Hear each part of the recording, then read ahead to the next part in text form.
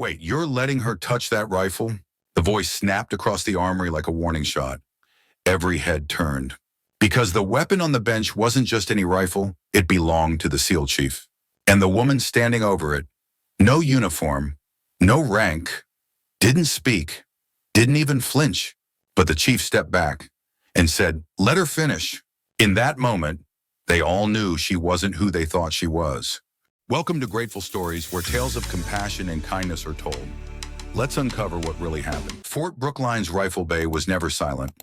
Even in off hours, there was always something, tools clicking, metal against trays, conversations riding the edge of technical jargon and operator shorthand. You didn't have to look to know who was working. Just listen. Except in the back left corner. That corner had its own sound, or rather, the lack of one. No clanging, no commentary, no ego. Just focused motion. Cloth on steel, soft tools adjusting hard metal. It was where Lena Whitlow worked. She didn't wear a uniform, didn't have a name tag above her bench. No one saluted her, and no one asked where she came from. Her badge said Armory Support Technician, Subcontractor Access. It didn't list rank, didn't list experience, didn't even carry a base entry code above level 3. To most of the base, she was just another civilian temp, probably sent by a lowest bid contractor, slotted in to keep things moving. Nobody remembered her being introduced. She didn't attend safety briefings, didn't speak at morning check-ins, never once showed up in group chat threads or logistics rotations. And yet her bench was never empty. Rifles found their way to her station without orders. The bad ones. The ones others had given up on. Weapons with erratic misfires. Scopes that never quite zeroed. Bolts with mystery resistance. Guns that technically passed inspection, but failed where it mattered under pressure. She never asked who'd sent them. Never asked what the issue was. She'd strip the weapon down, lay out each part like it mattered, and begin. She didn't work fast. She worked right, and people started noticing. Her corner became something of a checkpoint. Techs passing by would slow just enough to peek over. Not out of curiosity, but because sometimes watching her work taught them things manuals didn't. It wasn't just the tools she used, it was how she used them. Instead of default kits, she kept her own set worn leather rolls filled with items nobody else recognized. Files carved to impossible thinness, picks with curves too precise to be off the shelf. One morning, she took apart a rusted upper so delicately it looked more like surgery than repair. No gloves, just bare hands, a steady touch, and complete silence. No one asked where she learned that, but the question hung there, unspoken. Tyler Ness, one of the newer techs, took issue with her presence. He was fresh out of training, all talk and torque, loud enough to carry across the bay. To him, Lena's silence was an insult. "Hey," he called, strolling up with a broken scar cradled under his arm. "You ever gonna do something besides wipe things down?" She didn't turn, didn't pause. She just finished tightening a mount, then looked up. He smirked, set the rifle on her tray like a dare. "Bolts jammed. Chamber won't lock. Go ahead, show me what you got." She examined the scar briefly, then got to work. No eye contact, no commentary, just the sound of pieces coming apart and going back in. Cleaner, straighter. Tyler leaned closer, waiting for her to make a mistake. She didn't. 7 minutes later, she slid the rifle back toward him. The bolt moved like water. No grinding. No pause. He blinked, tested it once, then again. "Huh," was all he said, and walked away. He never questioned her again. And the next time his own sidearm started misfiring, he placed it on her bench before morning call. Didn't say a word. Lena didn't smile, didn't nod. She just fixed it. She kept no record of what she touched. Didn't need to. Every fix was stored in muscle memory. She knew how much pressure would crack a rail and how much would reset a spring. She could tell the difference between carbon buildup and metal fatigue by the way a bolt moved under her thumb. No measurement tools, No rechecks. And still no one called her by name. Not out of disrespect, but because no one really knew it. Her file existed somewhere in base records, but few had ever read it. Even the lead armorer, a man known for micromanaging, gave her space. The unspoken rule around Fort Brookline was this: if a rifle came back better than it went out, you didn't question who fixed it. She never requested access to the live range, never asked for tactical briefs or loadout sheets. She worked as if none of that mattered, just the weapon in front of her, and the person who might one day have to rely on it. One afternoon, and a squad was late reporting in after a desert sim op, a delay in extraction. Nothing serious, but long enough that tensions in the bay were visible. When they returned, one of the operators tossed a dust-caked rifle on the table with a scowl. "Would have killed me," he muttered. Bolt locked mid-cycle. Lucky we were still training. No one said anything. But the rifle didn't go to the lead tech. It went to Lena. She didn't flinch, didn't ask what happened. She just examined the locking lug, rotated the bolt once by ear, and started working. By that evening, that rifle was back in its case, and its owner, who hadn't spoken to her before, nodded once as he passed. That nod meant more than an official commendation, because in a place like this, trust wasn't given, it was earned, not with speeches or titles, but through steel, carbon, and silence. And Lena Whitlow. She didn't ask for trust. She rebuilt it, one weapon at a time. She never talked about where she came from, never shared why her hands moved like they'd done this under fire. But her silence wasn't empty. It was full of memory. And though no one knew her story, everyone in the rifle bay was beginning to understand the only part that mattered. She belonged. And soon, that quiet corner of the rifle bay would become the place where a legacy no one saw coming would finally step back into the light. Everything changed the morning the SEALs walked in. They didn't introduce themselves. They didn't need to. Their presence alone shifted the air harder, heavier, faster, like gravity had increased just enough to make everyone stand straighter. Their boots didn't echo. They landed. There were 6 of them. Sunburnt gear, sand-scuffed rifles, silent efficiency, no wasted words, no idle movement. They came for pre-op recalibration, desert mission, rough terrain, unreliable climate, sand that crept into places you didn't know could jam. The rifle bay tensed as crates hit the floor. These weren't standard issue. Each rifle was a personal extension, custom-cut grips, optic mounts heat-sealed to microcalibration, one wrong tool, one rough hand, and thousands of dollars in balancing would be undone. Worse, someone could die because of it. That was the unspoken math. They moved with confidence, not arrogant certainty, the kind that came from knowing your gear would perform when your breathing didn't. Most techs gave them a respectful berth.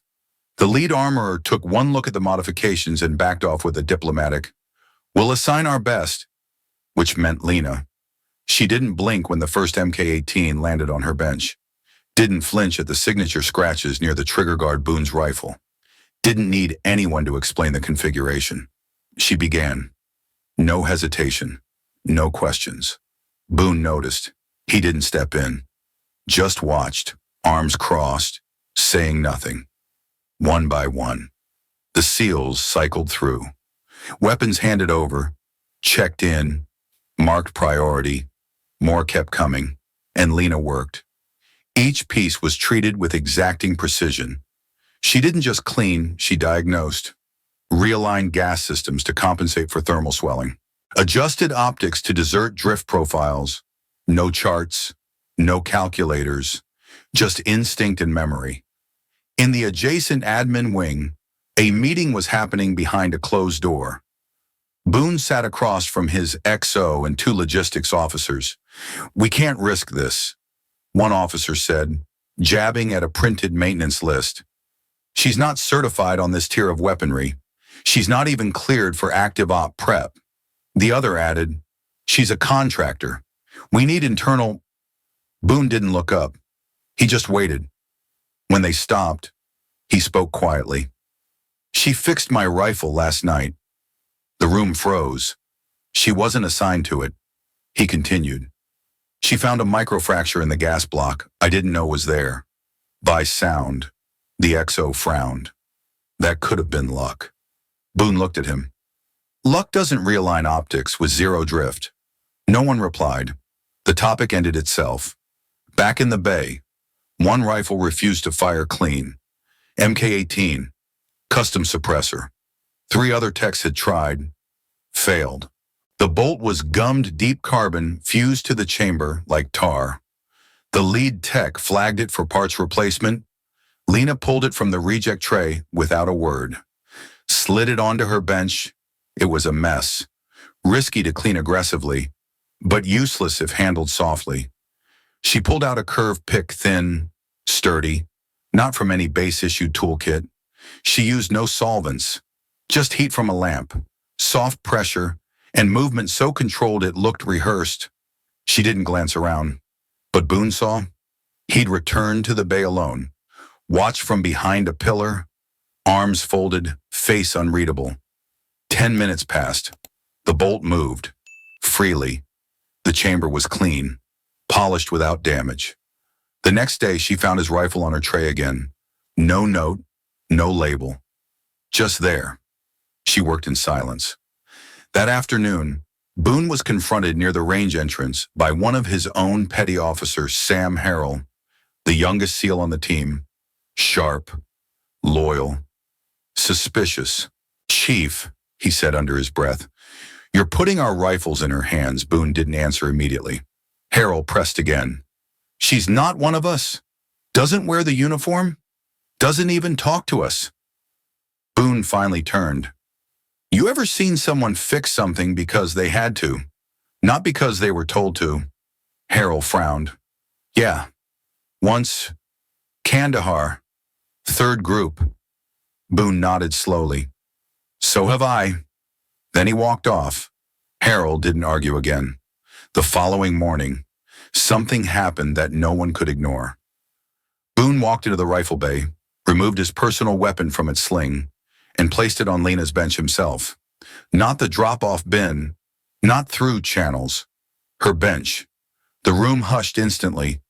Even the buzz of the overhead lights seemed to dull. He said 4 words, steady, measured, final. Let her finish this. Then he stepped back and waited. The silence was heavy, not hostile, just unsure. No one had ever seen that rifle leave Boone's hands. Not for cleaning, not for diagnostics, not for anyone. Lena didn't look up. She didn't react. She picked up the rifle, ran her hand across the frame, and went to work. Not fast, not slow, just right. By the time she was done, 20 minutes had passed. She had found a tension issue at the buffer tube, rebalanced the trigger pull, and resecured the suppressor mount. She didn't hand it back. She just set it neatly on Boone's side of the bench, then wiped down her tools and walked away. No one said anything, but everyone felt it. That afternoon, when the rifle fired flawlessly in a full-speed desert simulation, Boone didn't mention her name. He didn't have to. That evening, back in the admin wing, Warrant Officer Daryl Muncie opened her personnel file. What he saw stopped him cold. There were gaps, blank lines where certification should be, training history that didn't exist, no boot camp, no school, no assignments, just one sentence buried near the bottom. Former SOTB field armorer, retired, not discharged. Muncie leaned back, lips parted slightly. He had seen a lot in his 23 years, but that designation, that wasn't regular black ops. That was off-grid. That was classified into silence. He closed the file without printing it, locked it in a drawer, and never brought it up again. Because sometimes the best thing you can do is recognize what someone already survived and stay out of the way when they step forward again. It wasn't announced. No memo. No radio call. Boone walked in just before noon. The rifle bay was loud with motion, compressors humming, benches clattering, someone arguing over torque specs near the back wall. No one noticed him at first. Then he crossed the room, step by step, cutting a quiet path, and laid his personal rifle, his MK-18, on Lena's bench. He didn't say hello, didn't ask if she had time. He just said, with a voice clear enough to slice through every conversation in the bay, "Let her finish." Then he stepped back and folded his arms. Silence followed instantly, like someone had hit the power switch. A junior tech froze mid-sentence. Two operators lowered their comm headsets. A wrench slipped from someone's fingers. Lena didn't look up. She set her current project aside, reached for Boone's rifle, and pulled it in gently. Not like it was sacred, like it was known. The MK-18 wasn't dirty. It didn't rattle, didn't stutter. It had no clear defect, but her hands moved with purpose. She wasn't inspecting. She was confirming. Within seconds, she had the upper removed, gas system exposed, and recoil spring balanced against light pressure. She checked sight alignment by reflex, no tools, then tapped the buffer housing.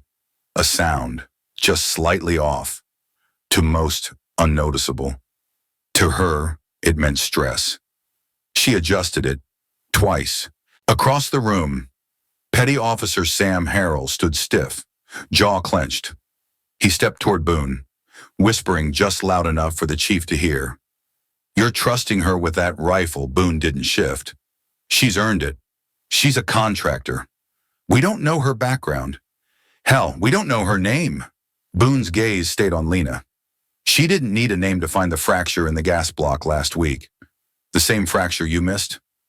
Harold paused, then lowered his voice even more. "You're staking your rep on her." Boone finally turned. "I've staked my life on worse odds." Back at the bench, Lena continued.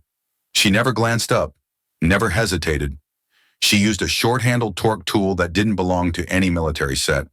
It was custom-polished wood grip, stamped with faded initials, not regulation, not explainable.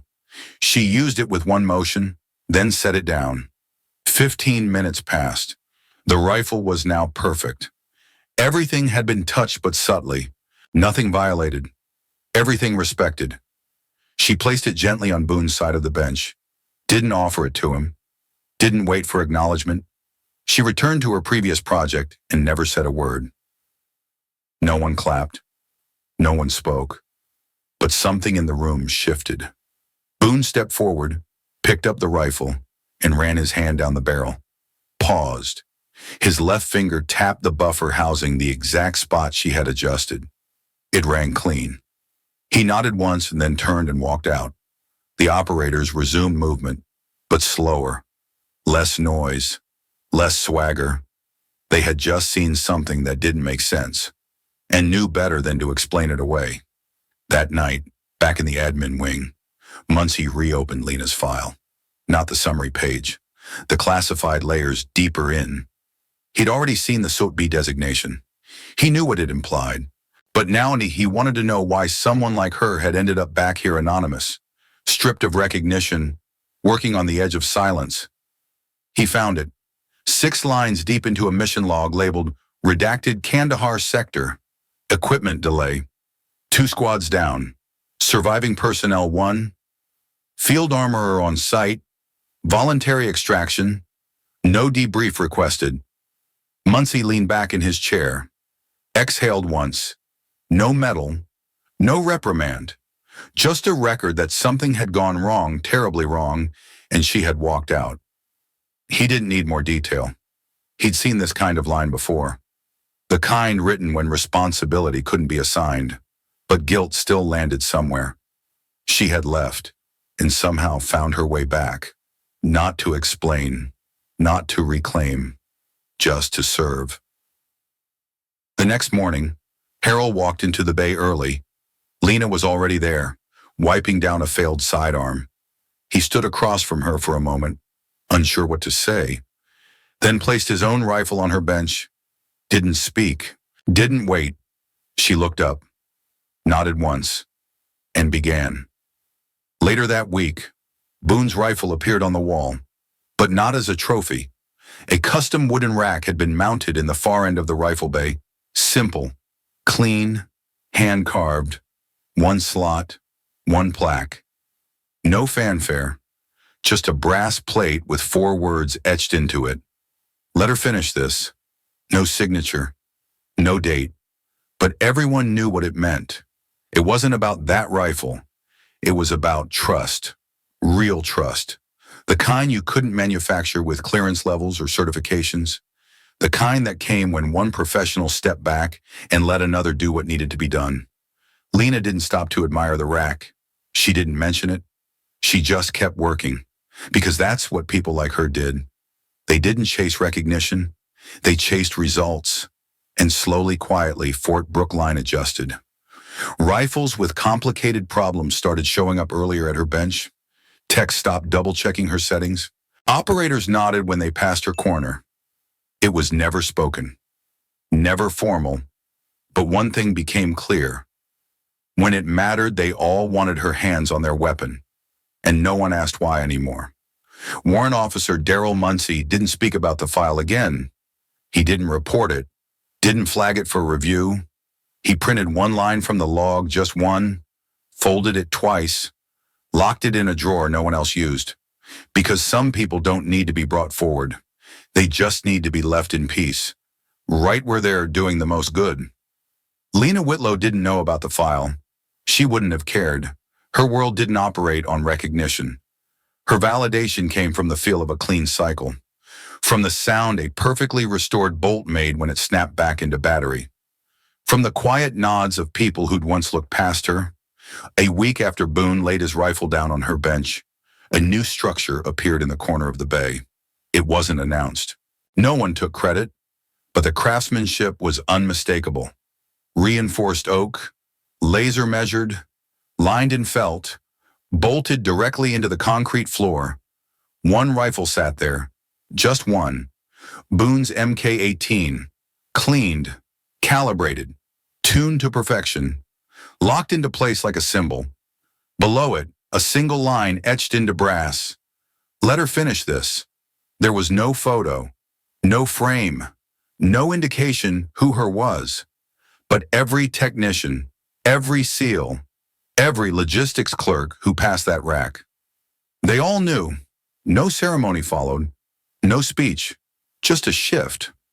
Requests began to change. Operators who used to drop rifles anonymously started asking for Lena by name quietly, respectfully. One of them even waited an extra day instead of handing his weapon to anyone else. He simply said, "If she has time, I'll wait." Some began leaving notes on Post-its, not to instruct, but to thank. Nothing dramatic, just appreciate the fix, or it shot true. Lena didn't answer, didn't post the notes.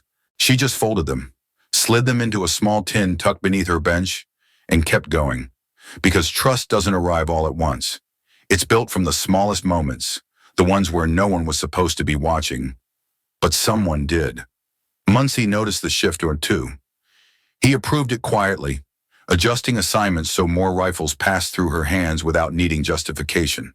No paperwork trail, no approvals, just common sense. Even Harold, once the loudest critic, came to her station one morning holding a sidearm he didn't trust. He placed it down gently. "I know you've got a line," he said, eyes down. "But when you get a minute?" Lena took it without reply, but her hands moved faster than usual. That was enough. One afternoon, a new tech named Rylan joined the team young, eager, straight from certification. He moved fast, talked fast, didn't yet understand what not to say. He spotted the rack in the corner, stopped mid-step, and asked the room, "Hey, who built that look ceremonial? Some colonel retire or something?" A pause fell across the bay, not uncomfortable, just still. Then one of the older techs, Grayson, 20 years on the job, looked up slowly. "That's not for a colonel," he said, then nodded toward Lena's bench. "It's for her." Rylan blinked. The contractor. Grayson didn't answer directly, just shrugged. "If she wants to tell you, she will." Rylan never asked again. Late one evening, long after most had left, Lena sat alone under the low lights. A battered carbine lay in pieces on her tray. Its receiver was warped, barely worth saving. Someone had marked it irreparable, but Lena didn't believe in that word. Not for steel, and not for people. She warmed the housing with a heat lamp, rechecked tolerances, tapped gently along the fracture line with the back of a graphite tool, listening, not measuring. She worked like always, without rush, without sound. Only her breath and the whisper of cloth over metal. Then, for just a moment, she paused. She reached under her tray and pulled out a small cloth bundle, unwrapped it slowly. Inside was an old tool, short, steel, worn at the tip. Its grip was scorched, barely usable. She set it down. Didn't use it. Just let it sit beside the rifle, as if to remind herself of where she'd been, of what she still carried, and how far her hands had come. Boone passed by a few minutes later, paused at her bench, saw the carbine, said nothing, but he left a fresh bottle of oil beside her tray on his way out. No one saw. She didn't look up, but she knew, and that was enough. Not long after, word spread that Lena would be staying permanently. No formal change, no email announcement, just one small update on the Bay roster. Whitlow, L. Armory Support Field Specialist. Active people didn't cheer. They didn't need to, because Lena was already there, fully, finally. Not as someone who was tolerated, but someone who had been trusted, tested, and never once failed. She didn't step into the spotlight, didn't accept a plaque. She kept wiping down rifles, fixing what others missed, restoring what others abandoned. And that small brass plate on the rack in the corner, it never changed. Still read, "Let her finish this." The new guys asked about it sometimes. The smart ones stopped asking. Because in a place like Fort Brookline, you learned quickly some legacies don't need explanation.